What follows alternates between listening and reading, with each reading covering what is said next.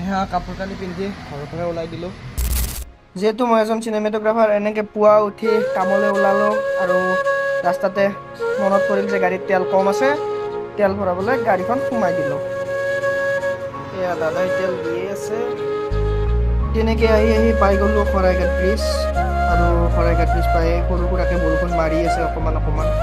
কৰৰুৰ ব্ৰিজখন যে আছে, ইয়াতে আপুনি ৰখি ফটো উঠিছেনে নাই ক'বচোন। মানে যিমান দিনে আহিছোঁ গোটেইকেইদিন মানুহক ফটো উঠাই দেখা পাই থাকোঁ কাষত ৰখি ৰখি। ফাইনেলি বৰষুণত জিকি জিকি আহি আমি আমাৰ লোকেশ্যন পাই গ'লোঁ। আজি ইয়াতে কাম আছে। চুলি ঠিক কৰি লৈ ওপৰলৈ যাওঁ আৰু এতিয়া কেমেৰা ওলাই লৈ গিম্বেলডাল বেলেঞ্চ কৰি মই মোৰ কাম ষ্টাৰ্ট কৰি দিলোঁ। কেইটামান ডেক'ৰেশ্যনৰ শ্বট লৈ মই বাকী কাম ষ্টাৰ্ট কৰি দিলোঁ।